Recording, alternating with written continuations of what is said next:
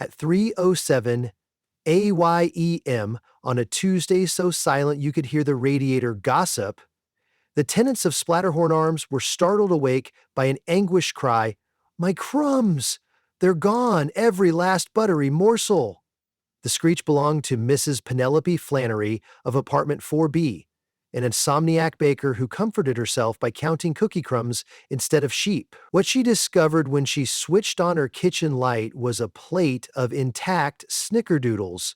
Yet the pleasant scatter of cinnamon-speckled debris that should have surrounded the plate had vanished. In any other building, the matter would have been chalked up to overzealous counterwiping. But Splatterhorn Arms was a 5-story labyrinth of dirty dishes, pizza boxes, and mysterious jam splatters that predated some tenants. The sudden cleanliness was both suspicious and alarming, so the superintendent did what he always did whenever Crumbs behaved strangely.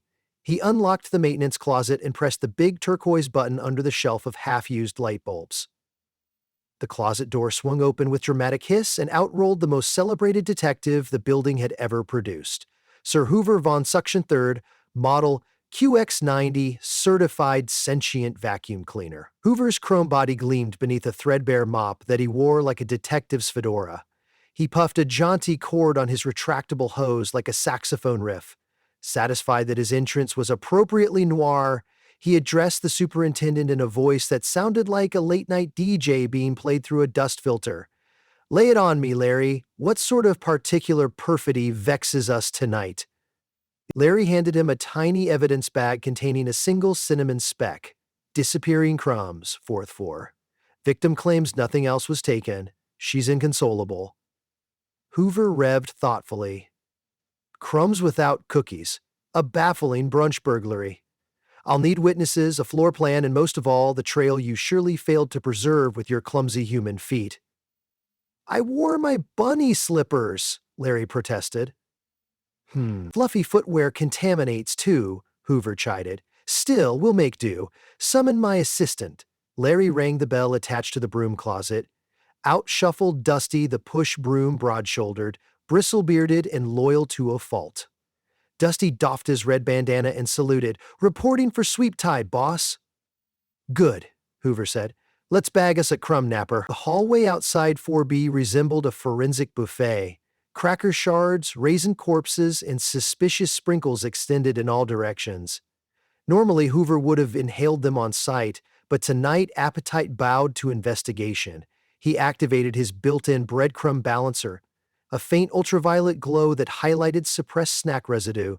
A ghostly swirl of cinnamon dust stretched from Mrs. Flannery's door toward the stairwell, then abruptly veered into the laundry chute.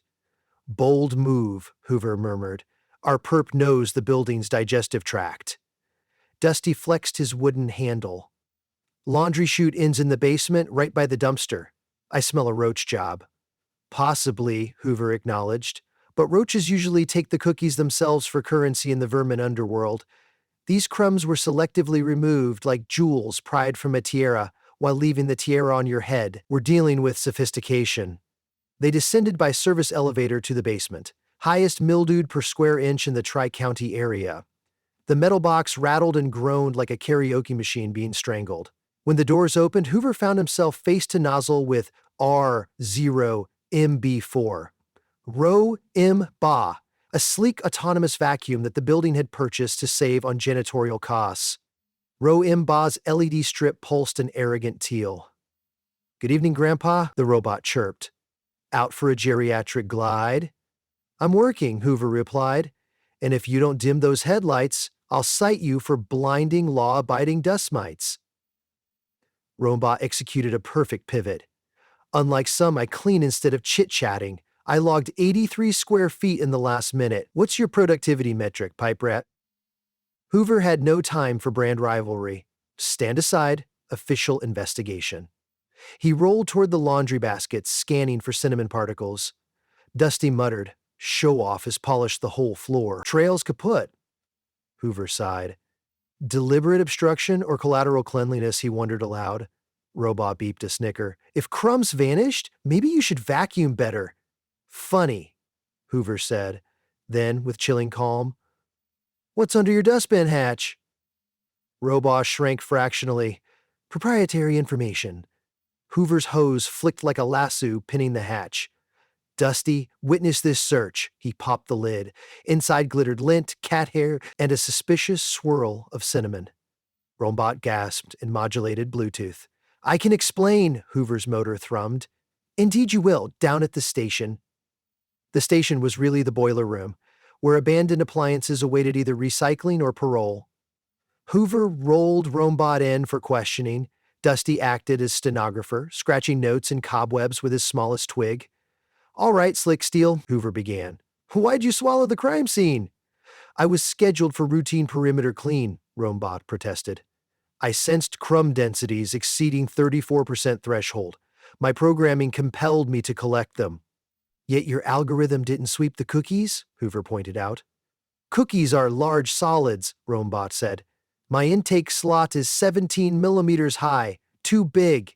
Hoover nodded slowly. So you did collect the crumbs, but not intentionally to deprive Mrs. Flannery. You were doing your job. Precisely, Roenboss said. I'd return them if I could, but my bin doesn't do unsucked. Dusty scratched his wooden chin. So the real question is, who sprinkled a crumb trail into Roenbaugh's path? Now we're mopping with gravy, Hoover declared. Someone engineered a robotic patsy. He released Roenbaugh under probation, hit the charging dock, and stay reachable. Whatever, fossil, Roenbaugh sniffed, but relief flashed via his LED. Back in 4B, Mrs. Flannery sat in her floral bathrobe, clutching a spatula like a security blanket. Her cheeks were dusted with flour and woe. Hoover positioned himself at the kitchen threshold. Ma'am, I'll need a list of anyone with grudge against your crumbs. Mrs. Flannery blinked. Grudge! Everyone loves my crumbs. They're my signature. Dusty leaned in. Can you think of recent disagreements? Well, she said slowly. Mr. Osgood in 3C complained about the smell of butter drifting through his vents. He's on some fad diet where he only eats foods beginning with Q. Quinoa, quince, quail, Dusty murmured. Poor sap. Hoover noted the name. Anyone else? There's Taffy the corgi in 2A. I sometimes drop crumbs through the balcony for her, she blushed. Her owner, Miss Rinaldi, warned me about K9 cholesterol, Hoover hummed. Potential motive. Crumb suppression for dog health. Mrs. Flannery's eyes suddenly widened. Oh! And the dust bunnies on 5, they're unionizing. They said I steal their livelihood when I sweep. Hoover felt his cord quiver. Dust bunnies were no idle threat. They composed Splatterhorn's largest fluff syndicate, operating out of neglected corners. He had crossed hoses with them before. Thank you, ma'am. Keep calm and bake on. I'll retrieve your residues. Outside, Dusty whistled. You think the bunnies framed Roenbaugh? Could be a false flag fluff operation, Hoover mused. But let's evaluate each suspect in order. Suspect 1, Mr. Hubert Osgood, apartment 3C. Hoover and Dusty knocked. The door creaked open on a chain latch. A gaunt man with quinoa on his mustache peered out. Whatever you're selling, I can't chew it after 6 p.m. Building detectives? Hoover said. We're investigating crumb interference. Where were you at 300 hours? Doing squats, Osgood said proudly. Quinoa legs don't carve themselves. Hoover sniffed. The air reeked of boiled grain and righteous deprivation, no trace of cinnamon. Mind if I suction your rug? Osgood shrugged. Hoover scanned with ultraviolet and detected only errant quinoa seeds shaped like disgruntled apostrophes. Dusty whispered, cinnamon-free. Indeed, he said. You're free to resume alphabetically limited dieting. They left Osgood mid-plank. Suspect 2, Miss Rinaldi, owner of Taffy the Corgi. Apartment 2A was a wonderland of pastel quiches and motivational calendars featuring dogs and yoga poses. Taffy greeted the detectives with joyous yaps and a tail that orbited like a ceiling fan set to gale. Miss Rinaldi appeared wearing avocado-themed pajamas. Did Taffy trespass again? She's been stress snacking on baseboards. Actually, Hoover said, we're hunting missing crumbs. Ms. Rinaldi's brow furrowed. Crumbs? Sorry, I put Taffy on low crumb kibble. Vet's orders. Hoover ran ultraviolet along Taffy's fur. A faint shimmer of cinnamon glowed around the dog's muzzle. Taffy's been in proximity to the contraband, Dusty observed. Miss Rinaldi gasped. Taffy, did you cheat? The corgi looked guilty, only in a philosophical sense. Her default expression, how could she access 4B's balcony? Miss Rinaldi asked. Elevator buttons are too high. Hoover scanned the calendar pinned by the door. A note read, duct cleaning, Tuesday 2 a.m. He turned to Dusty, the ventilation ducts. Taffy could, in theory, sniff out cinnamon through the vents, but actually entering them? Unlikely without opposable thumbs and a good lawyer. This residue might simply be secondhand scent drift. Miss Rinaldi appeared relieved, yet perplexed. Will Taffy be charged? Only with being adorable, Hoover said, patting her with a gentle suction puff. But please, keep her off the crumb wagon for now. Suspect. 3. The Dust Bunny Collective. The top floor's hallway resembled a soft, focused dream. Tufts congregated like gossiping clouds. At the far end, atop a stack of forgotten mail, sat Fluff Daddy, the bunny's chair hair. Hoover projected his voice. Evening dreadlock dust, Fluff Daddy stirred. Hoover, I wondered when you'd rumble up here. What's the allegation this time littering? We are literally litter, baby. Mrs. Flannery's crumbs disappeared, Hoover said. Someone lured Roe Mbot to vacuum them. Care to testify? Fluff Daddy rolled a fleck of dryer lint between two filament fingers. We thrive on crumbs. Why would we remove them? That's like the ocean stealing its own water. Perhaps to stage a scarcity crisis, Hoover suggested. Rise in crumb prices, increase bargaining power? Cute theory, Fluff said. But I got witness that at 3 a.m. we were rehearsing our modern dance piece, Swan Dust Lake. He gestured to a cluster of smaller bunnies in tutus fashioned from coffee filters. They performed a plie that sent motes sparkling through the air. Hoover scanned. No cinnamon signature, only generic dust, mostly dryer lint, cat dander, and the heartbreak of 1997. Dusty leaned in. I think they're clean. Ironically. Hoover sighed. Strike 3 suspects. Who's left? Dusty scratched his bristles. What about that new guy in 1D the Night Owl Gamer? All he eats is nachos. Crumb connoisseur. Possible, Hoover conceded. But connection to 4B's cinnamon remains tenuous. They waited for the elevator when a high-pitched squeal erupted from the trash chute overhead. Something was stuck. Dusty removed the chute's inspection panel. Out tumbled a fully intact snickerdoodle, tied to a string of dental floss. Hoover's headlights narrowed. Why is a cookie on a leash?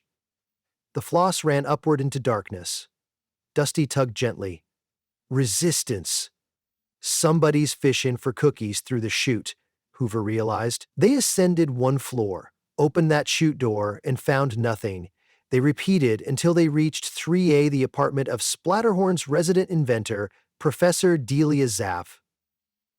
Professor Zaff greeted them wearing welding goggles and a bathrobe, scorched in interesting places. Her apartment bristled with half-built gadgets. Toast catapults, microwave accordions, self-buttering sock puppets. Hoover spotted floss reels on her coffee table. Evening, Professor, he began. Fancy a chat about confectionery angling? Zaff pushed up her goggles, revealing eyes caffeine bright. Oh, the cookie yo-yo? Just a prototype. I'm teaching physics to neighborhood kids tomorrow, demonstrating gravity's effect on snacks. Do your demonstrations typically involve burglary? Burglary, heavens? I left a note for Mrs. Flannery. Offered to borrow a cookie for science, musta. Slipped under doorway? Hoover doubted it. And the crumbs? Did you harvest them as part of your experiment? Zaff looked offended. Crumbs are byproducts, unreliable variables. I need whole cookies. In fact, I removed crumbs from the plate to ensure weight consistency. She rummaged on her desk and produced a plastic bag bulging with cinnamon grit. See, I bagged them for later disposal, Dusty whispered. Case closed? But Hoover's motors sputtered uncertainly. Something tickled his circuitry. If you bagged the crumbs, he said slowly, how did they end up on the counter for robot a vacuum? Zapp frowned. I don't know. I left them sealed right here. She grabbed the bag. only to discover a small slit in the bottom. Crumbs dribbled onto Hoover's hood in slow motion. Dusty gulped. Someone sabotaged her bag, creating the trail. Hoover felt adrenaline surge. Figuratively, his actual fluid was lubricant. The puzzle pieces rearranged. A saboteur cut the bag, sprinkled cinnamon, leading to the chute, causing Rombaugh to vacuum them, framing tech for theft, possibly discrediting Zaff or sowing crumb anarchy. But who benefits? He replayed witness statements. Mr. Osgood hated buttery smells, Miss Rinaldi fought dog obesity, dust bunnies wanted crumbs, Rombaugh had competitive motives, Zaff needed whole cookies. He was missing one critical variable. A faint meow floated from the hallway. Hoover's lenses widened. The building's other night prowler, Buttercup, Mrs. Flannery's cat.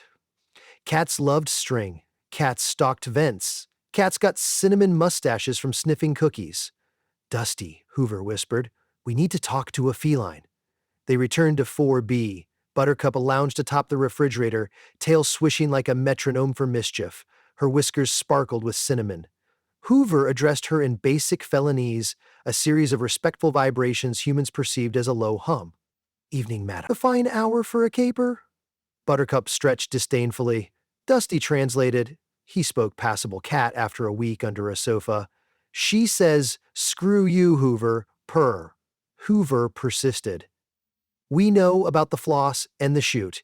You used Zapp's cookies on strings to lure roaches for midnight snack. Zapp bagged crumbs, but you clawed the bag, trailed them to divert suspicion, then waited down chute with open mouth. Buttercup yawned theatrically, exposing a roach leg stuck between teeth.